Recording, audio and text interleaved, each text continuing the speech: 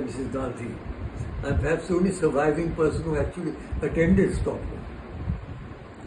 And I've been following over the last half century what is happening. I can only say that it's a disaster. I had an article the other day, I'll give you a copy, in which I said that humanity was facing 3 major calamities. And the first one I mentioned was climate change and global warming.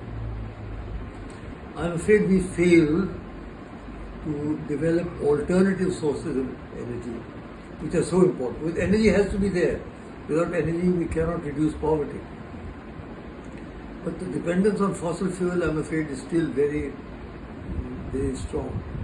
So no, I'm not satisfied.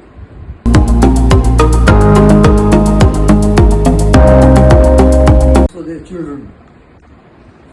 By God's grace, I have 3 children, I have 6 grandchildren, I have 1 great-grandchild. How lovely. There's 4 generations.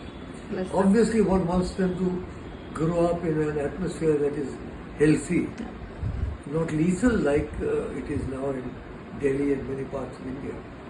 So, well, we try our best. Of course, we happen to live in a privileged area, so we are much better off than anybody, common people, if you see what I mean. In the sense that we have access to air conditioning, coolers and so on, and air purifiers. But the fact of the matter is that for the common person, I don't think anything has changed for the better as far as the climate is concerned.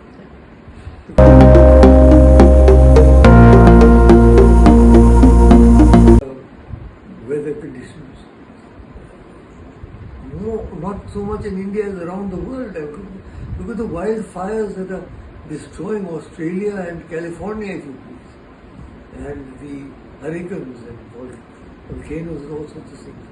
So, no, you see, if you misuse nature, nature will hit back. That's what we have in the Atharva Vedas 72 verses called the Bhumi Suktam, which are the most integrated and complete statement of environmental values that you can ever think of. And that is in our tradition, but we've given that up and we've misused the earth and overexploited the earth, and now we are bhogoing the result, if I may say.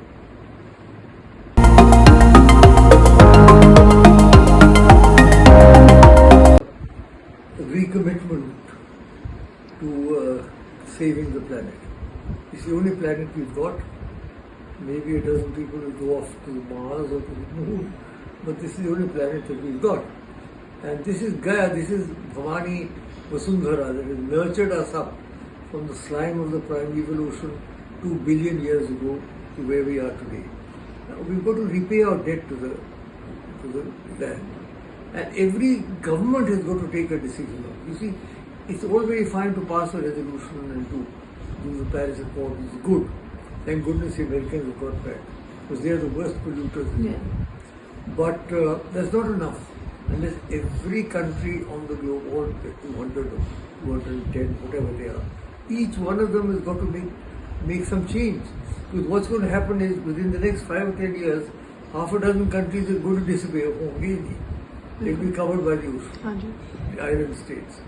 And we've got to therefore give top priority to developing alternative sources of energy. Now, solar, we've got so much sun in India, so much wind.